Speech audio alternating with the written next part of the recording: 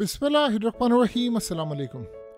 America के लिए इस वक्त क़यामत खेज मामला शुरू होने वाले हैं, बल्कि हो चुके हैं। उसकी एम्पायर मुकम्मल तौर पर डूब रही है और उसकी एम्पायर को अब डूबाने के लिए जो ताकत सामने आई है वो यमन है। ये जो औरत आपकी स्क्रीन पर आ रही है, इमेजिन कीजिए बड़े बड़े मीडिया चैनल्स को हुक्म दिया गया है कि इसको ना तो CNN पर बुलाना है, ना ABC पर बुलाना है, ना किसी अमरीकी इंटरनेशनल किसी भी इवन के बरतानवी मीडिया BBC पर भी नहीं बुलाना। ये वो बात करती है जो असल में अमेरिका के इस्टेब्लिशमेंट के खिलाफ है। और उसने इस दफ़ा पहले इसका तारुफ समझ ले कौन है। ये असल में अमेरिका की एयरफोर्स की कर्नल रह चुकी है, रिटायर हो गई है। इसका नाम है कैरन केविट्स्की। ये इस लेवल पर जाकर काम करती है कि आम पब्लिक को पता चलता है कि नैरेटिव है कि अब जरा सुनते जाएगा उसने क्या कहा। ये जो रिसेंटली आपको पता है यमन के हौसियों ने तबाही की है, असल में उसने बताया, उसने कहा कि असल कहानी ये है कि यमन के जो हौसी हैं ये इतने खतरनाक हैं, इतने खतरनाक हैं, इतने एक्सपर्ट हैं, मजबूत हैं, ज़हीन हैं और बहुत ज़्यादा टफ हैं। इनके पास अब ऐसे ड्रोन्स और हाइपरसोनिक मिसाइल आ चुके हैं जिससे ये लंबी वॉर लड़ने के लिए तैयार हैं। और ये बात आप ज़हन में रखिएगा, ये मिडल ईस्ट के अंदर इजराइल, नेटो और अमेरिका ये उसको तहस नहस करने के लिए जा रहे हैं। और सबसे बढ़कर इस बात को आप अच्छी तरह समझ लें, इनके पास जो ड्रोन्स और हाइपरसोनिक मिसाइल हैं उससे वो अमेरिका के बड़े बड़े एयरक्राफ्ट कैरियर्स ग्रुप्स को अब डुबो देंगे, तबाह कर देंगे। अब जरा सुनिएगा उसने क्या कहा। उसने ये बात कही है, उसे कहा मैं आपको बता दूं कि अमेरिका का ये जो F-18 तैयारा है ये कैसे गिरा है। उसे कहा असल कहानी ये है कि इस वक्त इंटरनेशनल मीडिया पर और हर जगह पर इस खबर को दबाया जा रहा है। सिर्फ खबर इसलिए दी गई है कि जिसमें ये बताया जाए कि जो पायलट्स हैं उनकी वजह से खबर दी गई है कि फ्रेंडली फायर किया। उसने कहा कि असल कहानी ये है कि यमन के ये जो हौसी हैं इन्होंने F-18 गिराया है, ये अमेरिका की फ्रेंडली फायर से नहीं मारा गया। उसने कहा अगर फ्रेंडली फायर से मारा गया होता तो एक बात आप ज़हन में रखिएगा कि अमेरिका अपनी बेइज्जती समझते हुए कभी ज़िंदगी के अंदर इस खबर को ब्रेक ना करता। इतने उसके तैयारे इस तरह मारे जाते लेकिन कभी खबर ब्रेक नहीं हुई। इस दफ़ा उन्होंने फौरी तौर पर तस्लीम इसको कर लिया, क्योंकि शर्मिंदगी का बायस होती है कि एक US की एयरफोर्स इतनी ताकतवर $80 मिलियन का तैयारा उसने आपस की मिसाइलों से मार दिया। उसने कहा कि आप अंदाज़ा नहीं कर सकते कि यमन के हौसी अमेरिका को क़यामत खेज तबाही की तरफ लेकर जा रहे हैं। उसे कहा कि असल कहानी ये है कि अब ना तो हमारे जहाज़, बहरी जहाज़, एयरक्राफ्ट कैरियर्स ये महफूज हैं, अब उनके जो बहरी जहाज़ हैं, ड्रोन्स हैं और ख़ास तौर पर उनके जो ड्रोन बोट्स हैं वो हमें तबाह करने के लिए जा रहे हैं। उसे कहा सीन ये हुआ है कि जो F-18 उड़ा था इसको उन्होंने निशाना बनाया कि जब वो अपनी स्पीड पकड़ रहा था तो वो फौरी तौर पर इसको निशाना बनाया और यमन के हौसियों का जो हमला था वो हमारे रडार पर डिटेक्ट नहीं हुआ। उन्होंने किसी टेक्नोलॉजी का इस्तेमाल किया, कोई चीज़ इस्तेमाल की है। अगर इनको पता चल जाता कि उनके मिसाइल या उनका कोई हमला होने के लिए जा रहा है तो आप ये ज़हन में रखिएगा कि अमेरिका का जो डिफेंस सिस्टम है वो सबसे बढ़कर ये जो फ्रेंडली फायर है उससे बचने की कोशिश कर रहे होते। उन्होंने कहा कि ऐसा कुछ नहीं हुआ, लिहाजा इस सूरत हाल में जो मिसाइल या ड्रोन उन्होंने भेजा था वो डायरेक्टली जाकर हिट करके गया है और उन्होंने बड़ा एक्यूरेटली एडवांस टेक्नोलॉजी का इस्तेमाल करते हुए हमारे तैयारे तबाह करने शुरू कर दिए। उन्होंने कहा कि असल कहानी ये है कि अमेरिका के पास जो एयरक्राफ्ट कैरियर है, जो वॉरशिप्स हैं, ये बड़े पुराने हैं। ये हमारे पास हमने अपनी टेक्नोलॉजी को एडवांस ही नहीं किया जिसकी वजह से नाकस है। अब हमारी जो बहरिया का निज़ाम है ये असल में इतना तबाहकुन है, पचीदा है कि हम अब अपना दिफा नहीं कर सकते।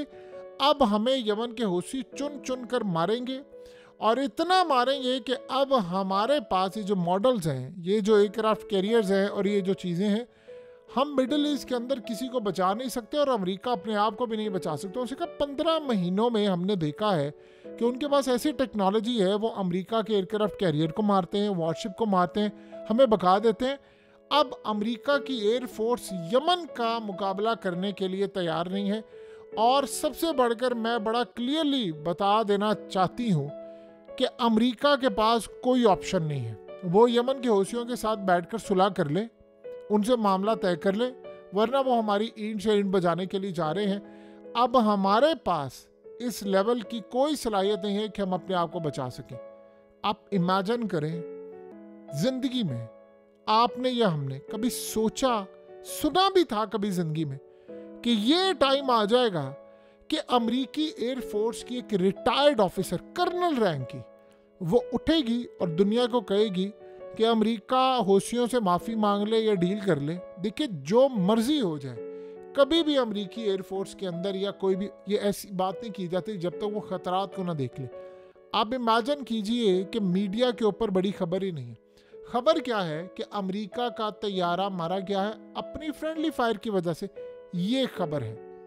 आप इमेजिन कीजिए कि आज यमन के हूसियों ने हमला किया है और जो मिसाइल उन्होंने मारे हैं, जो दागे हैं मिसाइल, आप सोचें रात को उन्हें बैलिस्टिक मिसाइल मारे और इस वक्त कितने यानी सैकड़ों लोगों को जाकर वो लगा है, कितने अस्पतालों में है, आप और हम उसका अंदाज़ा भी नहीं लगा सकते। अब इजराइल के लिए बड़ी तबाहकुन सूरत हाल पैदा हुई है। अब आप ये सोचें कि अगर अमेरिका की एयरफोर्स की यानी कोई ऑफिसर उठकर ये बात कहती है कि हमारे हाथ से गेम निकल चुकी है, हमें अब सुलह इनके साथ कर लेनी चाहिए, वे हमें बहुत ज़्यादा मारने वाले हैं, तो अब आप ये समझ लें कि असल कहानी वही है जो 15 महीने से हो रही। हो क्या रहा है? आपने गौर नहीं किया एक बात के ऊपर कि समंदरों में अमेरिकी एयरफोर्स मौजूद थी, अमेरिका की नेवी मौजूद थी, यानी एयरफोर्स करीब से आती थी, उनकी नेवी भी आती थी, उनके पास तमाम चीज़ें थी, उड़कर आते थे। लेकिन 15 महीनों में सारे नेटो ममालिक समेत, भारत भी था, भारत ने तो खैर साथ नहीं दिया लेकिन था तो ना, इवन के इजराइल और ये सारे। अब एक छोटी बात बताइए, सारे मिलकर यमन को हरा क्यों नहीं सके? ये रेड सी में अभी तक हमले हो रहे हैं और वो वहाँ से सबने रुख मोड़ लिया है, ये एक छोटी सी ताकत को हरा क्यों नहीं सके? इसका साफ मतलब है कि मीडिया के ऊपर असल कहानी नहीं आ रही, जो असल कहानी है। देखिए, अगर कोई हाइपरसोनिक मिसाइल तिल अवीव में जाकर 3 दिन में 3 दफ़ा हिट होता है और वहाँ पर उनके सारे दिफाई निज़ाम फेल हो गए, तो इससे आप एक बात समझ लें, अमेरिका, इजराइल, इन सब की गेम ओवर हो चुकी है, इनके पास अब वो टेक्नोलॉजी नहीं रही। तो अब आप इस सारे मामले पर समझ लें कि यमन के पास क्या है। अब आज क्या हुआ है, यमन ने कहा है इजराइल को कि हम तुम्हारे एटमी पावर पूरे प्रोजेक्ट के ऊपर, जो तुम्हारी न्यूक्लियर फैसिलिटीज़ हैं, उस पर हमला करेंगे। उसने कहा हमारे पास अभी एक खुफिया हथियार है, हम तुम्हें तबाह करने के लिए आ रहे हैं। अब आप इमेजिन कर लें कि अगर अमेरिका के अंदर कोई इतनी बड़ी ताकत ये कह रही है कि यमन के आगे आप सुलह कर लें, अमेरिका को कह रही है। अमेरिका ने तो अफगानिस्तान के अंदर सुलह नहीं की, इतनी एम्बेरसमेंट यानी हुई थी, तो इस सूरत हाल के अंदर उसने कहा कि अगर आप सुलह कर ले तो ज़्यादा बेहतर है, आप इनसे जंग नहीं कर सकते। अब आप ये सोचें कि यमन के पास इतनी एडवांस टेक्नोलॉजी कैसे आ रही है। देखिए, सबसे पहली बात यह है कि यमन खुद भी बड़ी ताकतवर अब चीज़ बन चुका है, वो बना भी रहे हैं, लेकिन जाहिर सी बात है टेक्नोलॉजी आती है ईरान से, रूस से, लेकिन आपको जिगरा भी चाहिए ना। आपको पता है कि आज सूरत हाल ये हो रही थी कि यमन के अंदर ये कहा जा रहा था, बताओ हम उड़ा दें इनकी फैसिलिटीज़ न्यूक्लियर इजराइल के अंदर, और लोग कह रहे थे हाँ हाँ उड़ा दे, वो अपने लोगों से पूछ रहे हैं। अब असल बात ये है कि इजराइल अमेरिका को पुश कर रहा है कि तुम मेरे साथ जंग करो, यमन के ऊपर हमला करो, ये करो, वो करो। व्हाट नेक्स्ट, क्या होगा? ये जाएंगे वहाँ पर। अमेरिका की ये सूरत हाल है। आप बताइए कि अगर एयरफोर्स की एक ऑफिसर ये कह रही है रिटायर्ड, तो आप बताइए क्या पूरी एयरफोर्स को नहीं पता ये मामला होने जा रहा? उन सबको पता है। ये F-18 गिरा है, क्या अमेरिका के अंदर ये बात नहीं हो रही कि उनके पास एडवांस टेक्नोलॉजी आ रही? आप बताइए, अमेरिका ने बदला लिया है उसका जाकर? यमन ने तो आज फिर हमला कर दिया, ये नहीं मुकाबला कर सकते।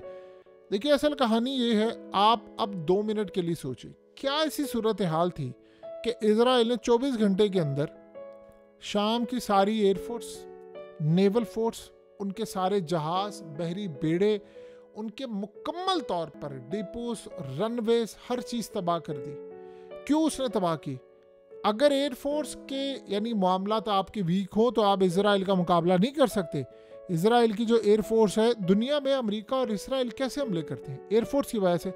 आपको पता है ईरान ने पिछले काफ़ी सालों में, यमन ने, रूस ने किस चीज़ में ज़्यादा हार्डवर्क किया है? एयरफोर्स को, एयर कैपेबिलिटीज़ में। तो इसीलिए अब आप देख लें कि आज अमेरिका इस वक्त घुटने टेकने को तैयार है और हमने शायद दुनिया में कभी ये मामला देखे नहीं थे कि एक टाइम ऐसा आ जाएगा कि इनको इस तरह की तबाही का सामना करना पड़ेगा। बहरहाल ये भी एक अजीब ही सिलसिला है कि अब ये टाइम आ गया है कि अमेरिका मुकम्मल तौर पर अब यमन के आगे या तो घुटनों में गिरेगा या उसके पैरों में गिरेगा या फिर पीछे हटेगा, कोई एक सूरत हाल तो होगी। बहरहाल ये कमाल ही जंग थी और हमने इस जंग को किस लेवल पर देखा है ये आने वाले वक्त में आपको पता चलेगा कि अमेरिका के साथ होने क्या लगा है।